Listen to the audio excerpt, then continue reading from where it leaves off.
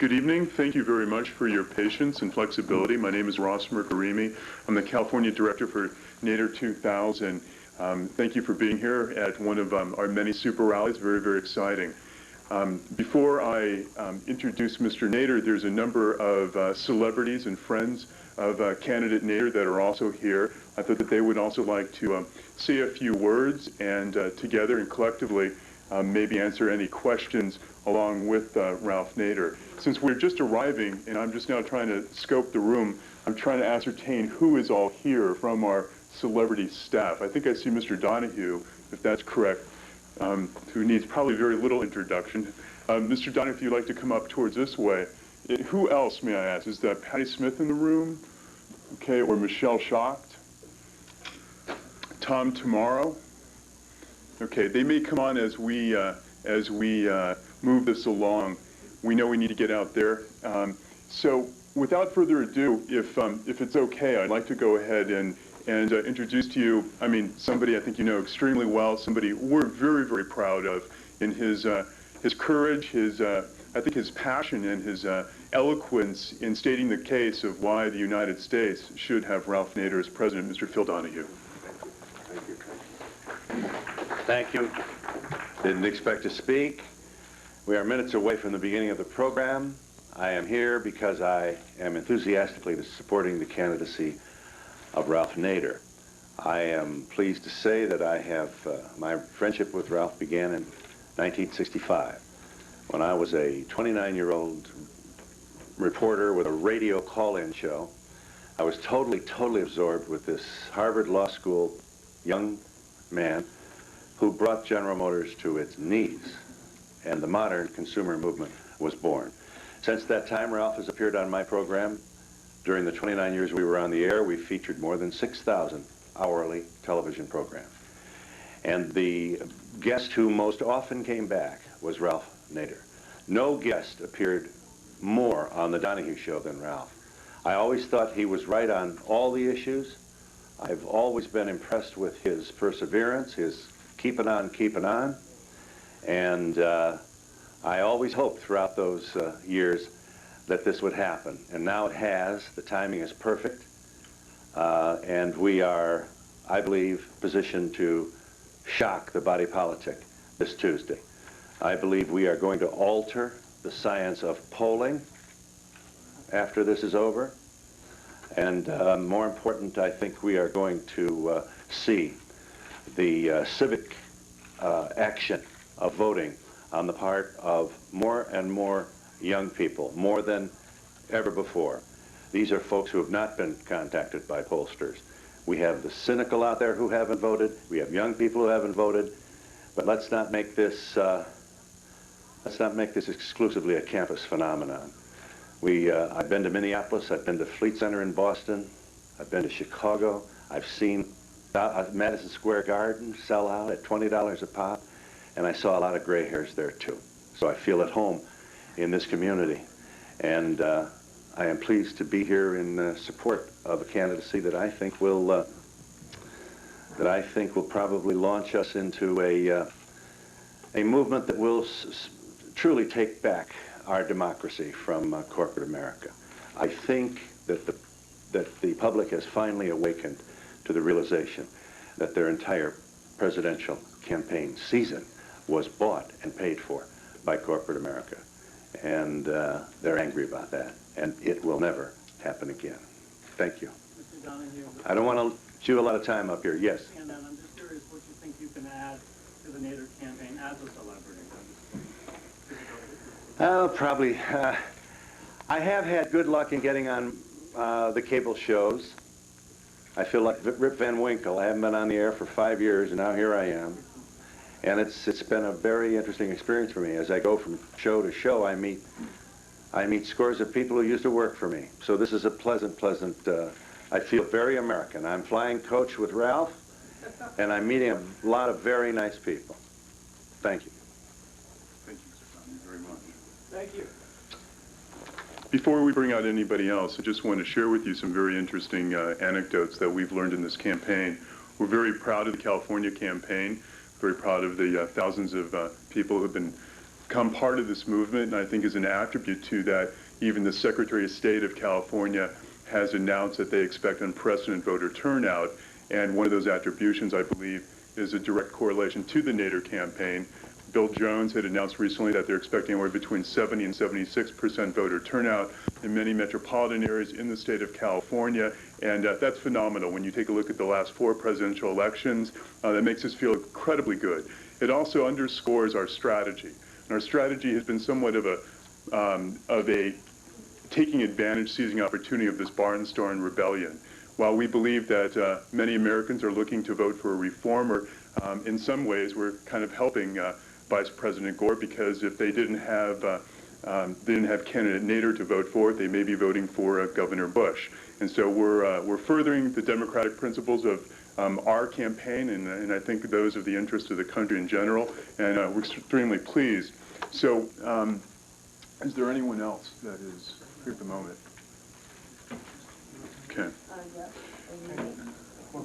Yes, I'd like to introduce to you somebody who obviously helps revolutionize the music industry and has become part of the revolution within our political poetry, Patti Smith. Hello, everybody. I'm not quite sure why I'm here. I've been whisked away from a really nice fruit plate, and so here I am. Can I serve you in any way? Does anyone have any questions? What do you think the Green Party offers women in America, women's issues? Well, first of all, as I am a female myself, I am a widow, I am a mother of 2, and my basic concern is what the Green Party can offer a human being. And what the Green Party can offer the human being is a viable third party for the future, a party that's based on environmental issues, that's based on it's a people-oriented party. It's a party that's has for its candidate probably the one of the most honest and people-oriented persons in the United States, and I find it very interesting. Right now, I was giving out flyers on the street. I was attacked by many of my own gender who seem very upset, worried that if we wake up in the next few days and find that Mr. Bush is running our country, that all of a sudden women's rights will be totally gone, downtrodden. We in this country, in my lifetime, women have taken great strides. They have been out on the streets by the millions since the 70s. They have worked very hard to get the legislature that they have to protect their choice, and they are not going to let it be overturned. And a man, no one person can overturn their rights. What I think a lot of people should be doing, I know I'm answering your question in a roundabout way, but I'm answering it because I keep getting people saying a vote for Nader is a vote against women's reproductive organs or something. Or, I mean, really, we have to work very hard to get a Democratic Senate that cares about these issues, who will be watchdogs over either president, but no matter who's president, their choice for the Supreme Court. And what's more important to a woman, if a woman has children, is a mother, than the future of her children? And the Green Party is environmentally based, and there is no issue to me that's more globally important than what we are going to do and what we must do to protect our environment, what we must do to make certain that our children aren't eating genetically engineered food, that they are drinking clean water, that they are breathing non-polluted air. And I must admit that I am new to the Green Party. I don't know everything about them. I'm learning just as you are. But what I am learning is making me feel very good about the possibilities for the future. And I think that Ralph Nader is probably one of the most inspiring men I have ever heard speak. He's intelligent, like Abraham Lincoln. He derives his ideology from our organic law, the Declaration of Independence, the Constitution. He has fought for decades for the American people without asking for anything in return, without any major recognition. And there is no one more qualified for me than a man that honest, that concerned, and that intelligent. And so, sorry. No, no, no. I just Wonderful. kept running one question. I'm a one-question girl. Why don't we bring Medea? Our feelings are the same way about this particular candidate. Thank you, Patti. If that, given the opportunity of Mr. Nader being allowed to debate and put in front of the homes and TV sets of millions of Americans, we wholeheartedly believe he would have an excellent chance, if not win the White House. And the same goes for our Senate candidate, Medea Benjamin. We're extremely proud of, and that the fact that the arrogance of Dianne Feinstein, who feels that she doesn't have to campaign, and then the fact that she can take this really on a bye, and that it's just an automatic win for her, really spells out, I think, some of the, just some of the misfortune of our democracy within this state. So, Medea Benjamin.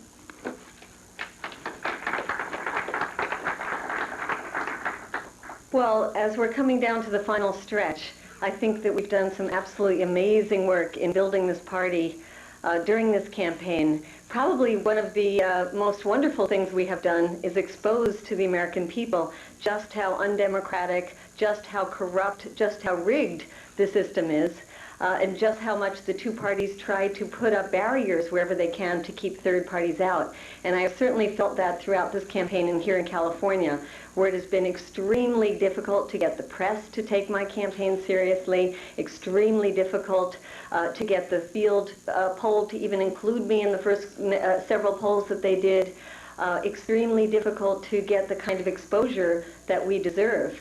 And certainly through Ralph Nader's campaign on a wider level throughout the country, we have seen that the people are clamoring for a third party. The people are clamoring for debates that get us beyond the rigid two parties that we have now. And certainly what we intend to do as soon as the election is over is to work on setting up structures where we will have independent debate commissions, both at the national level and here in California, so that it is not the two parties themselves that set up the rules. It is not the candidates themselves, in this case Dianne Feinstein, who decided at the last moment, under pressure from our campaign after refusing 12 different invitations to debate me and the Republican Tom Campbell, decided that she would choose two venues where she decided when it would happen, who would be in the debate, who would be the moderator, and that there would be absolutely no live audience, so there would be no chance that the public could perhaps ask Her Royal Highness a question. Well, we say no to that kind of campaigning, which is a non-campaign. In fact, her campaign has consisted of millions of dollars in TV ads. We say that the people of California deserve a lot better than that, and the debate commissions that we are determined to set up, both at the national level and at the level of the state of California, will make sure that we don't have elections like this anymore, that these independent commissions will be made up of respected citizens, objective citizens, whose desire is to see greater democracy and a greater array of voices in our political process. And I would say the other thing that we have done that's quite extraordinary is the way that we have energized young people during this campaign. And as you will see tonight has been happening all over the country. Lots and lots of young people who felt totally alienated from the system, totally uninterested in electoral politics, might be doing community work, might be doing something within the environmental movement, the women's movement, the anti-sweatshop movement, but said, electoral politics, that's dirty, I don't want to get involved, I don't even want to vote. Young people in droves have not only joined the Green Party, have not only decided that they will not be scared off by the fear-mongering of the Democrats, but they also say that they're going to devote themselves to building this party. So I think we see a force that will really change politics in the United States in the years to come. And for those of you who haven't given the Green Party the coverage that it deserves, I would say you better start doing it right away, because this party has taken the country by force November 7th, and after that is going to keep on building until we really change the way this government runs. Thank you. This next person that I'm going to introduce to you, we're a big fan of him as much as I think he's a big fan of the Green Party. He's been a longtime member of the Green Party, also an entertainer, but also a politician, an activist, and just has incredible drive and the enthusiasm and animation that he sheds and offers to the Green Party and to just this whole electoral system, Jello Biafra.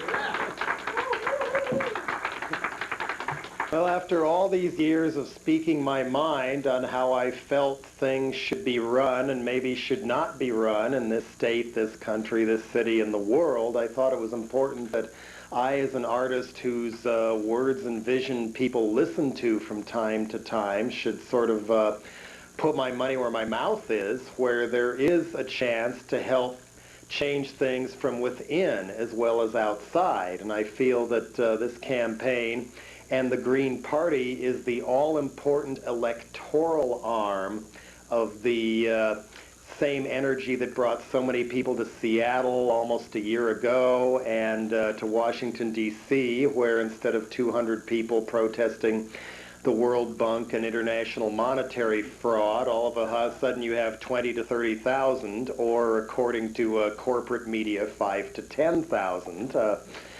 Doing my part as an entertainer, I would say to provide infotainment and encourage more people to not hate the media, but become the media. And one of the ways that we have to do that, if we're ever going to get anything changed, is to learn how to work with each other. And that's been a watershed in this campaign, that so many people who don't want to vote at all have been drawn into the Green Party.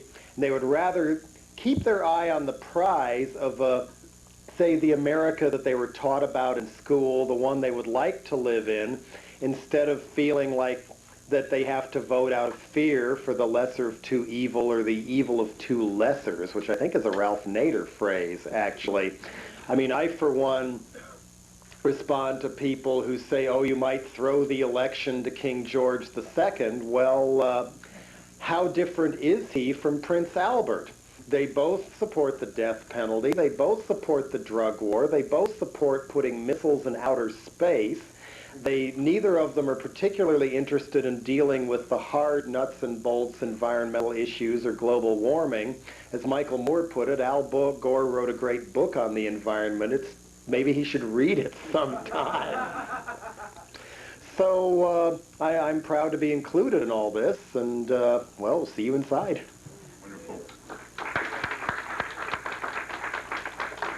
It's like one of those roasts, you know, in the 1960s, Dean Martin and Jerry, Phil Stiller. The next gentleman I'm going to bring up here, I think every day, I know personally, we get just a real solid laugh. We really appreciate his subversive and creative wit. Where I live in the San Francisco Bay Area, he made it onto the cover of the San Francisco Bay Guardian, our alternative weekly, and just a wonderful cartoon with candidate Nader right on the cover with a big Superman outfit and the N right on the chest. And I know it was well received, and we really appreciate the humor that he's introduced into a political system that often welcomes it. And Tommorrow. Hi. Trouble with following Jello Biafra is he pretty much says everything I want to say. I'm glad to see you all here. It seemed like a couple of weeks ago, to get Ralph Nader any media attention, we were going to have to contrive some sort of sex scandal of our own. How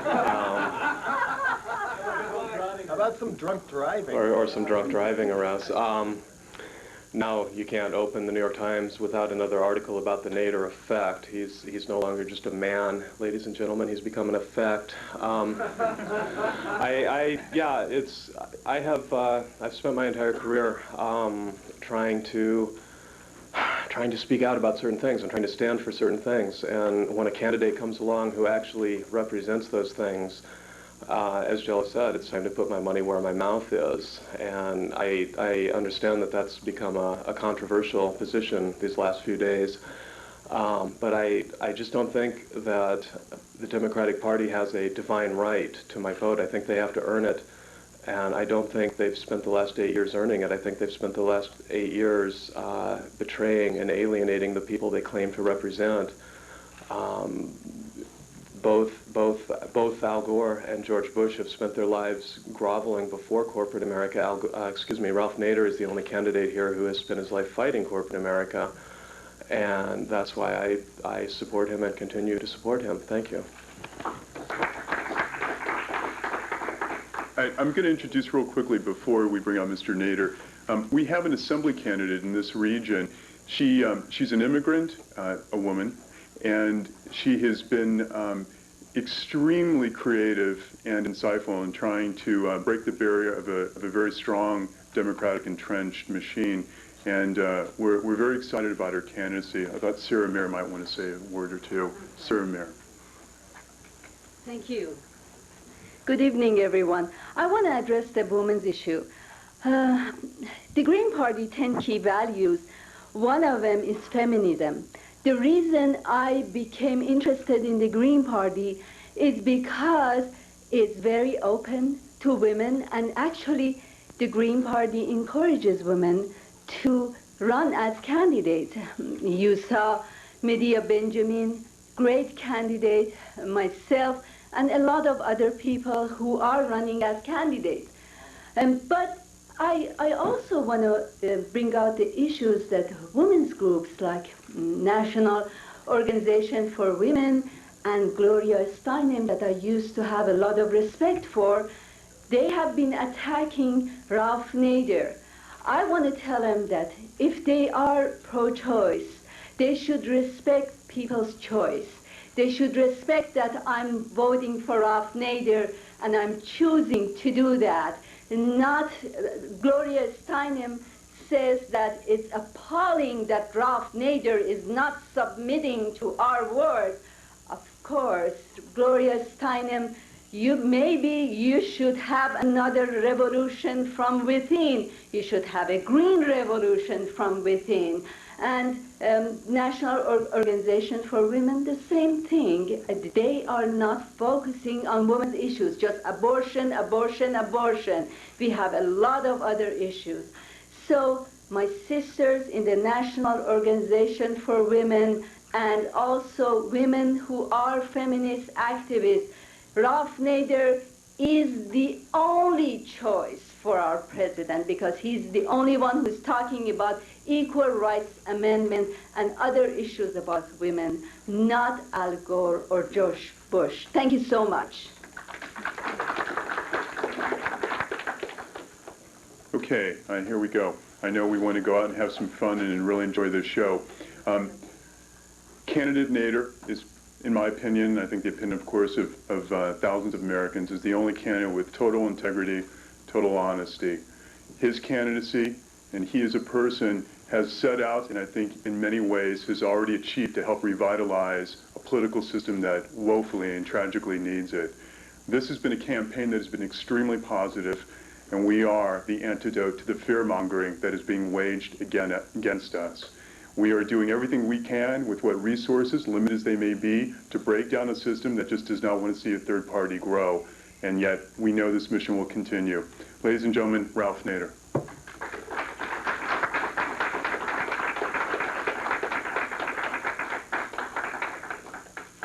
By the way, I ask if you do ask questions, if you would kindly remember to identify yourself with which media affiliation you are. Thank you very much, Ross, ladies and gentlemen. I came to California today. I was very surprised to see a full-page ad by labor leaders and activists in the California edition of the New York Times, which has a statement by me: every major social justice movement in our nation's history was made possible by more power to the people, and it is way past time for a shift of power from big business to the people. That's really the theme of the entire campaign. Our democracy has been hijacked by corporations who, in return for funding, both parties, Republicans and Democrats, have received extraordinary power over our government and over our democracy to the disadvantage of the American people.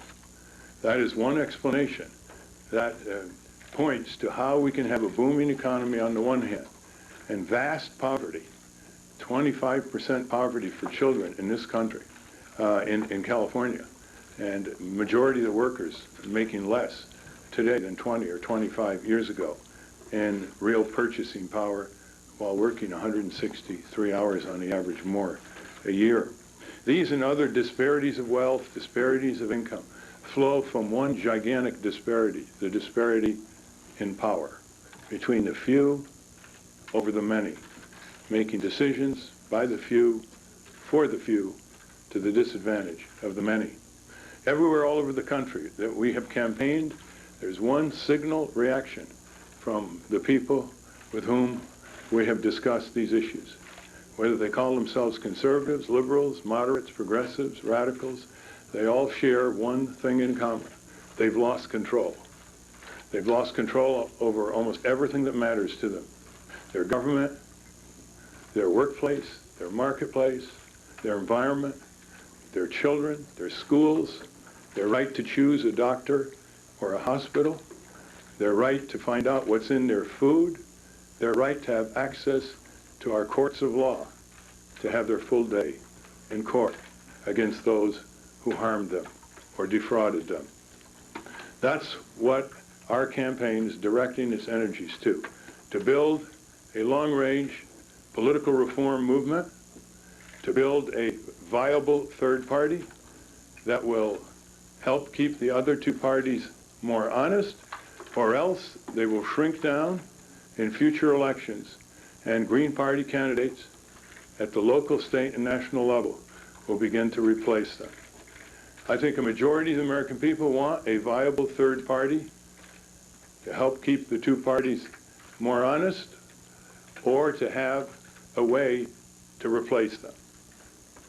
I was kept out of the presidential debates by the two political parties and was unable to contend with the other candidates and present our positions to tens of millions of American voters. That decision was not made by government. That decision was made by a corporation described as a debate commission created by the two political parties, controlled by them, and funded by corporations from Anheuser-Busch to AT&T to Ford Motor Company. That will never happen again because of the Green Party. 4 years from now, there will be a People's Debate Commission where other debates will be co-sponsored in ways that the two major candidates then cannot ignore. And that monopoly grip by the Presidential Debate Commission will be broken forever.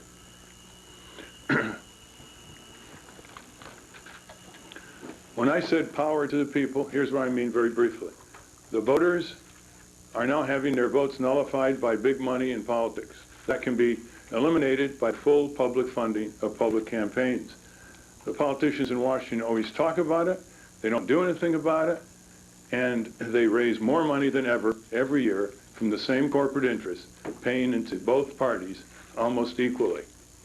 Second, tens of millions of workers are being pushed around. They're working full-time without a living wage. 47 million of them are making less than $10 an hour before the costs of getting to work are deducted. There needs to be a repeal of the repressive labor laws that make it so difficult for workers to form trade unions. And once these tens of millions of workers are forming their democratic trade unions, they'll not only improve their standard of living and standard of justice, they will produce a much greater countervailing power against giant corporations throughout our political economy.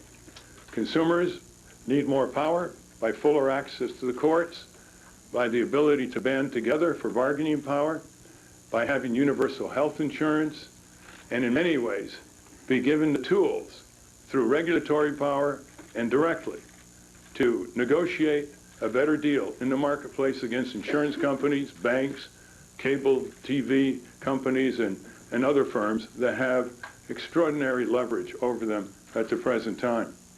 and taxpayers will be more powerful against the massive diversion of their hard-earned tax dollars into a bloated military budget being criticized by increasing numbers of retired admirals and generals and by a huge corporate welfare budget, hundreds of billions of dollars, local, state, and national. They go to the stadiums, they go to the drug companies. Your dollars go to agribusiness to depress small farmers and despoil the small farm economy, going into all these corporations that have their hands out in Washington, demanding that your tax dollars go to the rich and powerful. Organized taxpayers and organized taxpayer rights to challenge these boondoggles are a basic pillar of the Green Party platform. And finally, no democracy worthy of its salt can exercise the blessings of liberty and the blessings of freedom and the blessings of justice throughout the land without having its own media. It cannot rely so entirely on a commercial media. And a good portion of the public airways must be reverted back to television and radio stations controlled by the audience with their own producers, their own camera crews, their own reporters, their own studios, funded in part by the first and 70-year rent that the television and radio stations should pay for the public airways that we own. 70 years they've gotten them free. It's time for them to pay market share for this valuable public resource. I'd just like to end on this note. Come November 7th, the Green Party will be the third largest party in America in size and the first party in America in representing the spirit of the people, in caring for the people, in being of the people, and in receiving the talents and energies of the people. On November 8th, the Green Party will emerge as the major political watchdog in Washington because it has a message that the two parties cannot resist paying attention to. The message of siphoning off votes in critical races between the two parties, and in a few years, defeating one or more of the party candidates at the local, state, and national level. We are going to establish a major structure with the Green Party, storefronts around the country, in all kinds of ways to attract good candidates like Medea Benjamin, Sara, Amir, and others. The pundits in Washington think that a Green Party reaches Election Day, registers a few votes, and then withers away. They're very mistaken because the Green Party is enlisting seasoned, experienced citizen activists that are resilient, they know where they're going, they know where they're coming from, and they can resist temptation. The Green Party is here to stay, and it's here to stay for the benefit of the American people, only for the benefit of the American people. Thank you. We have some questions, please. Mr. Nader, I have a question about crime and punishment. Yes. Libertarians believe that nothing should be prohibited unless it causes harm to another person without their consent.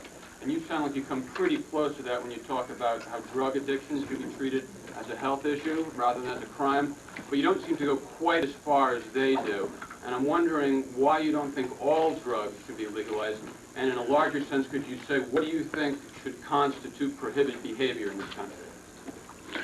Well, first of all, if I answered that, it would take 20 minutes. So just let me say very briefly that you have to protect children and adolescents in this regard.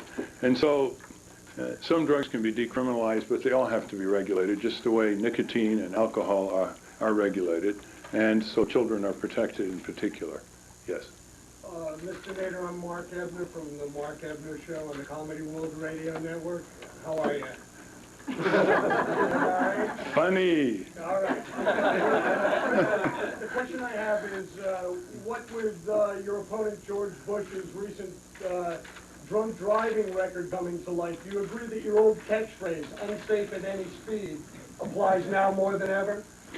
Well, I suppose he'll really pay attention to the Auto Safety Agency in Washington if he's ever president. But what do you think about his integrity? he should have disclosed it. Yeah, and for his own interest, he should have disclosed it. Sure. Nader, you both? Pardon? Why do you think there's such a lack of interest among young voters? What have you done to draw them to the campaign?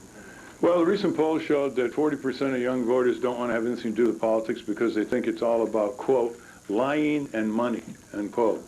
The Green Party is all about truth and rejecting corporate interests, soft money, and PAC money, only taking individual contributions to its website, votenader.com. We appeal to the idealism. Youths have a high level of expectation, a high level of energy. They're not as patient as adults. They want to get results. We talk results. We've helped organize student groups all over the country. The CalPERG is being just one of them. And I think they all recognize that if they're given responsibility and they're given a program that responds to their idealism and where the country and the world should be heading, they'll get back more into politics, especially when they'll become candidates themselves in a short period of time. Yes, yes. Mr. Nader, I'm with CNN. A lot of respected publications are saying it's a bit disingenuous on your part to say that there is no difference between Gore and Bush. How do you really defend that kind of position when there are substantive differences between the two? Because I never said that. I said there are few major differences. The similarities, however, tower over the differences, even if you accept that they're real differences rather than just rhetorical differences for purposes of campaigning against one another. They are on the same page on criminal justice policy, on the death penalty, on the failed war on drugs, on NAFTA, on WTO, on corporate welfare, on lax enforcement of corporate crime, on not going for universal health insurance, on not freeing workers to form trade unions, on not cracking down on rip-offs in the ghettos, on not having a real affordable housing policy, on not reflecting the interests of the first Native Americans in this country, on not cracking down and breaking up under the antitrust laws the big agribusiness companies that are bringing farmers to their knees into bankruptcy in a period of prosperity because they can't get a living price for their products. That's just for starters. They're on the same page on a bloated military budget, on a foreign policy that supports dictators and oligarchs instead of workers and peasants. They're not pushing really big-time renewable energy, although Gore talks about it a little bit. He's had 8 years. He's done very little. So we can see that in the key area of allowing our country and our democracy and our government to be sold to the highest bidders, as Senator John McCain said earlier this year many times, they're both on the same page in a frantic rush to raise tens of millions of dollars from exactly the same corporate interests. That means that they're aiding and abetting giant business, not only in controlling our government, turning our government against its own people, but collapsing our democracy. If there were no other similarities but that one, it would invite the establishment of a new political reform movement to chase those rascals out of Washington, D.C. Mr. Nader? Yes. When you speak, unlike your opponents, you don't claim victory. So what is it that you plan on doing on November 8th? What exactly are your plans? You say the Green Party isn't going to go away. Well, we're building a party. Rome wasn't built in a day. And we go to the first stage with the third largest party after an 8-month campaign in 50 states and with tens of thousands of people ready to work harder to take this party to more and more victories at the local, state, and national level in future elections. That's pretty good. That's faster move than an acorn heading to become an oak tree. Mr. Nader, if the Green Party gets the 5% on Tuesday, what will the party do with the campaign funding in 2004? Would that money make a difference, and would it really give the Green candidate a chance to be elected in 2004? Well, it would use the funds very frugally. These are taxpayer funds. They've got to be dealt with respect. There's no more frugal party in the country than the Green Party. I mean, we travel coach and stay in cheap motels. Yes. Yes? Yes. Are the Go ahead. voters of America going to get what they deserve in this election? Well, they're going to get politics as usual unless they stop staying at home or stop voting for the least of the worst or lesser of two evils, ensuring that every 4 years both parties get worse and you still got evil.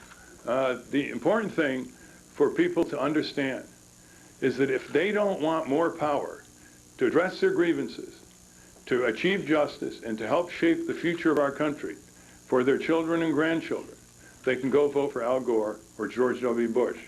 If they want a party that comes out of them, that respects them, that is going to give them more power over the power of corporations that are hijacking our government and turning against its own people, then they should vote for the Nader-LeDuc ticket.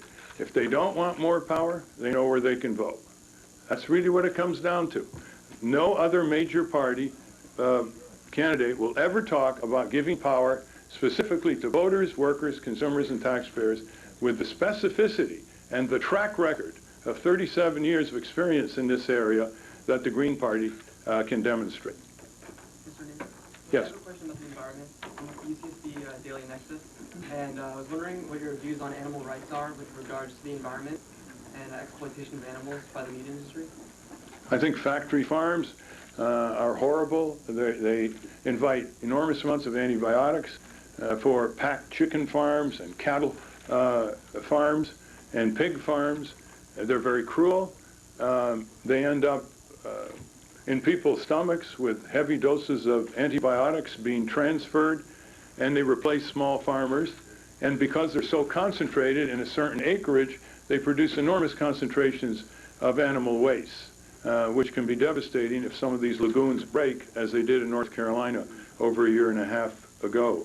So for small farm economy, for consumers, and for the animals themselves, the present herding of animals should be discouraged, if not prevented.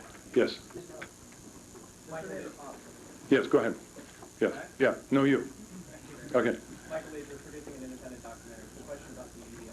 If newsrooms have a liberal orientation, as some suggested, why hasn't your campaign gotten more coverage? If what? I didn't hear the premise. If newsrooms have more of a liberal orientation, oh, I see. as some suggested, Right. why hasn't your campaign gotten more coverage? Because the newsrooms are run by the publishers and the owners who are overwhelmingly right-wing Republicans.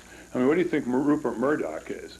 Or the head of Time Warner, or the head of General Electric, Jack Welch.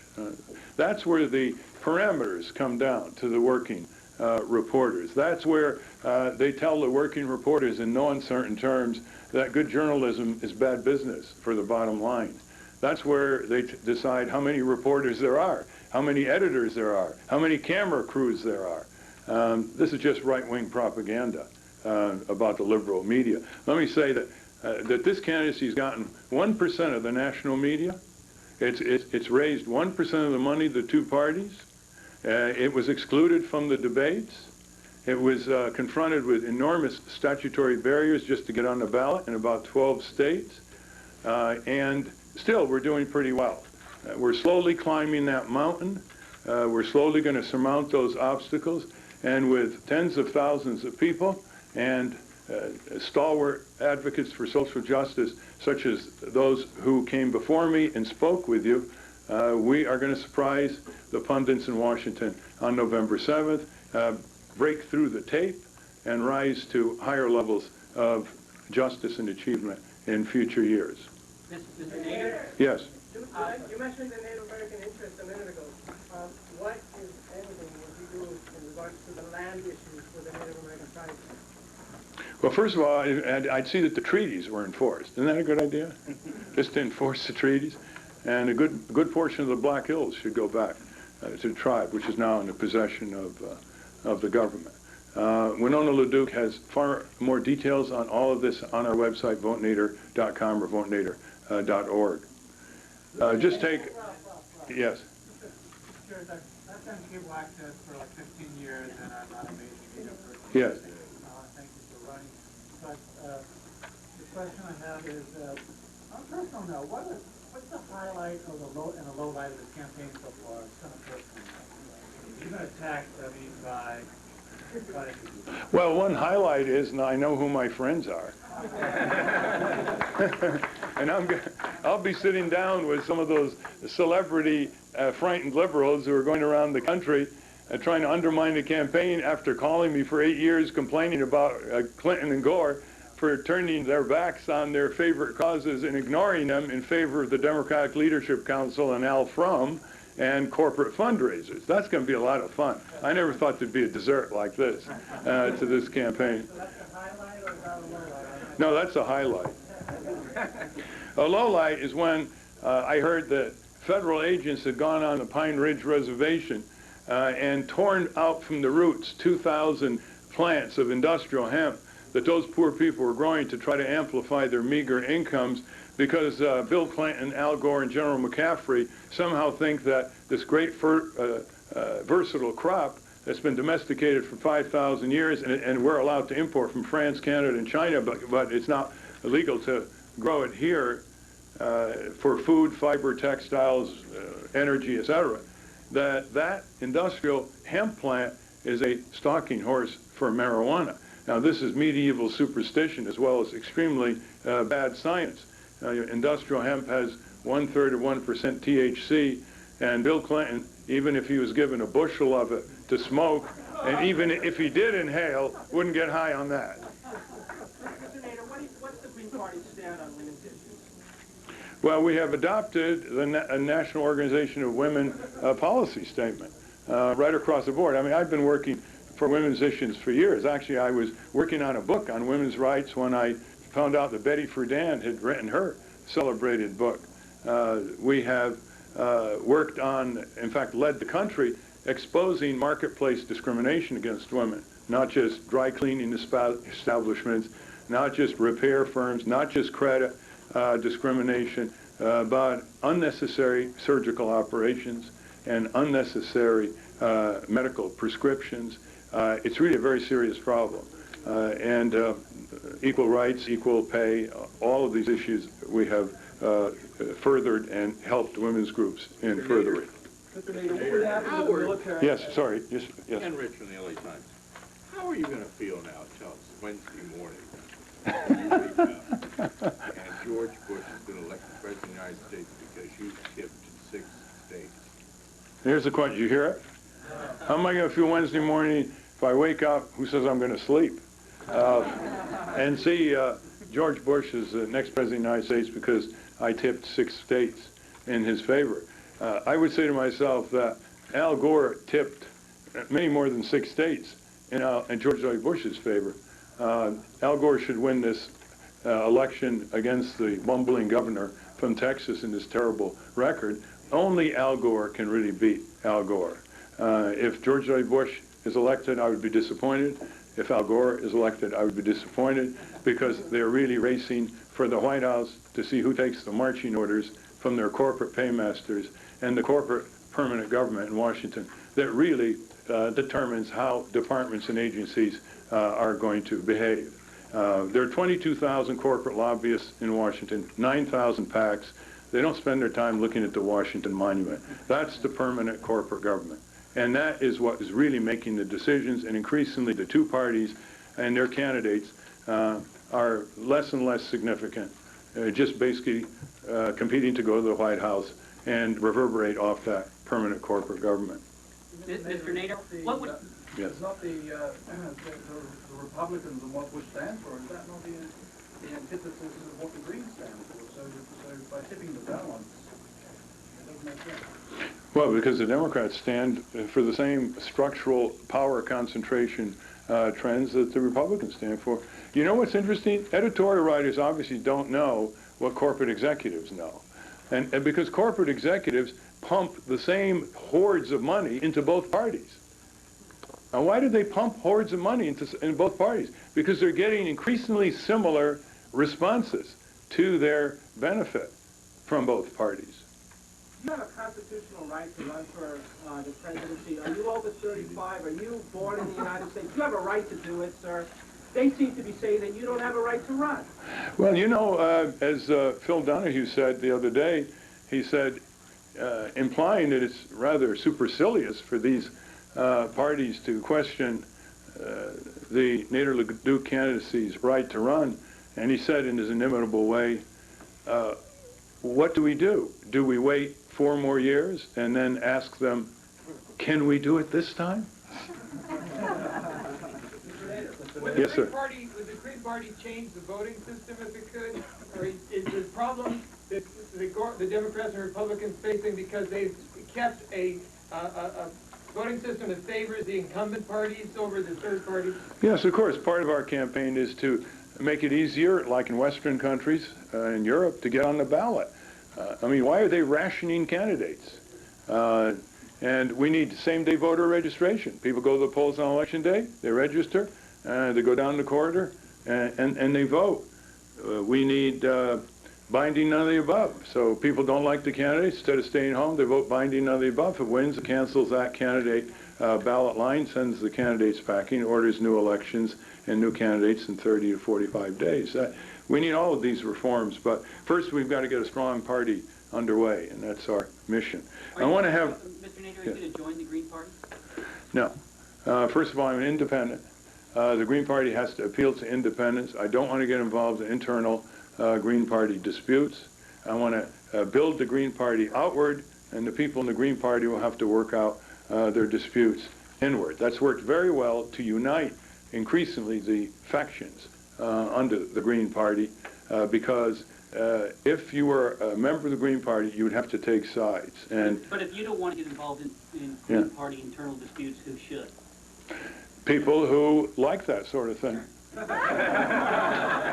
You know, I mean, I have a different priority, and a lot of people like, you know, to work the interstices of a party and have endless meetings trying to iron out differences. Someone is, and there are other... But that's being a president, having endless meetings trying to decide. Ah, yes, but it's a difference between inward and outward, and we need both talents, the inward talents and the outward talents, because the outward talents tend to unify some of the frictions, whereas if everybody is taking sides in a party, it tends to accentuate these factions. At least that's my... If you don't want to join, who should? Lots of people want to join. I would love to have 1 million independents who are not members of the Green Party support the Green Party, because 1/3 of all voters are really independents. They're the flexible voters. They're not the hereditary voters like the Democrats and Republicans who will vote for whoever heads the ticket, and no matter what, because their great-grandparents happen to be Republican or Democrats. So there will be people who want to join the Green Party, people who want to support it from the outside. Very flexible. That's part of the genius of the whole strategy here. Very flexible.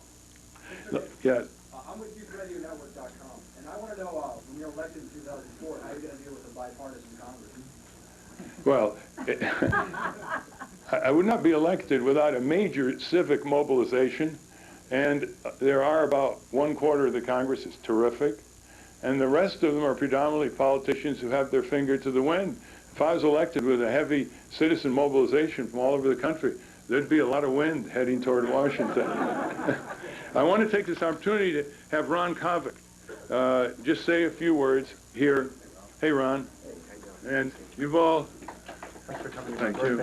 Thank you. You all know Ron. Is this going to work? You all know Ron. I'll just say a few words. Okay. My name is Ron Kovic. I'm a Vietnam veteran, and I'm voting for Ralph Nader on Election Day, and I'm very proud of that. I feel that my vote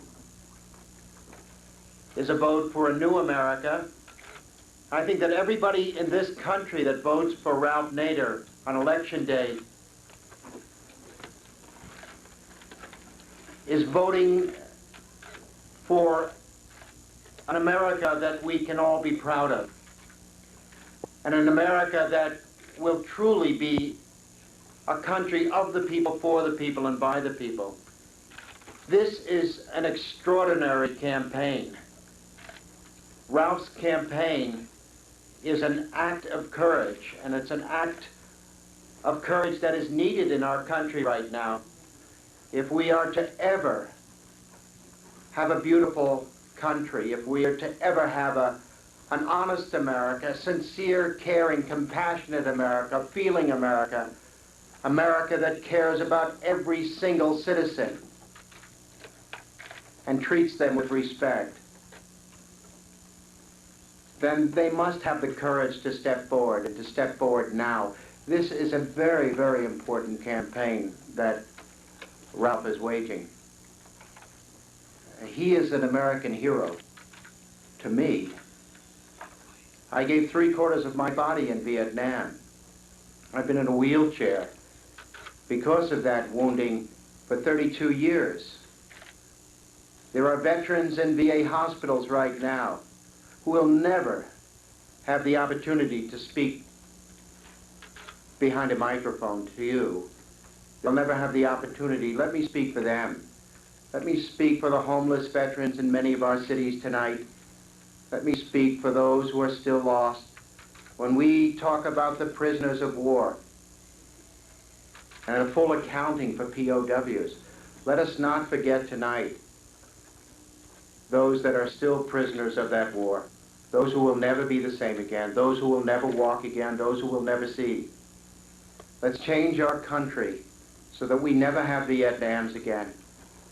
Let's change our country so we can be proud of who we are as Americans, so that my sacrifice in Vietnam does not have to be a sacrifice that was in vain.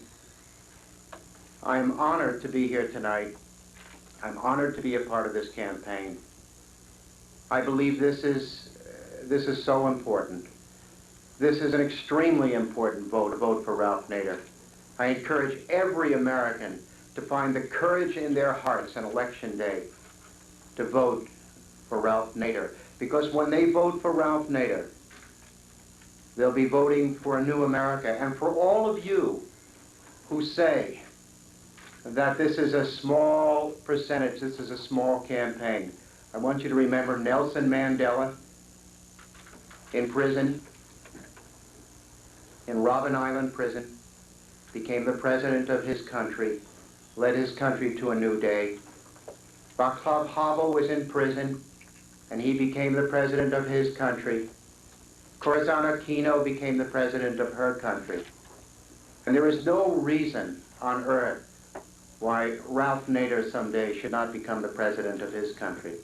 Thank you so much, and thank you, Ralph, for everything.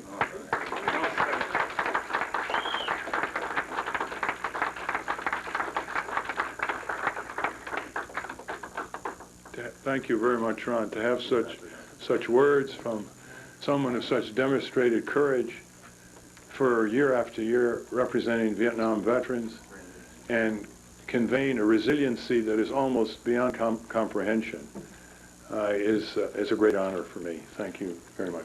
Thank you. There's a wonderful film about to be done, a documentary. It's going to be called Born on a... This one's actually called Good American. It's not called Born on the 4th of July. It's called A Good American. And it'll be out very soon? About a year. About a year. Yes, we have to go over there. So, one question. Yeah. Your positions are reflected in the majority opinion of the American people as reflected in 30 years of polling. I'm wondering if you're thinking of innovative ways of making that more obvious in the next 4 years, such as policy juries or other innovative ways to make this majority more visible through the press and to everyone who may not be aware that they're in the majority when they agree with you. Actually, that's a very important question. This campaign is really representative of many positions that would poll a majority return again and again. You know, the environment, consumer protection, universal health care, respect for the taxpayer's dollar vis-a-vis corporate welfare, cracking down on the rich and powerful, public transit. So it's also a campaign against corporate extremism that's buying and renting our politicians and undermining our democracy. That's pretty extreme. Or pillaging, plundering, and toxifying our environment, air, water, and soil. That's pretty extreme. Or commercializing childhood. That's pretty extreme. So I'm glad you made that point. Because oftentimes traditional values that have no power to them are considered marginal and off the wall, while extremely extreme positions that have power to them are normalized because the powers that be can normalize them. And that's what we have to reverse. Thank you.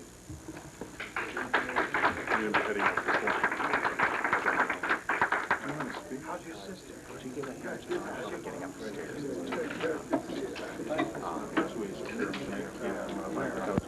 Can you wait for me to come back and do it?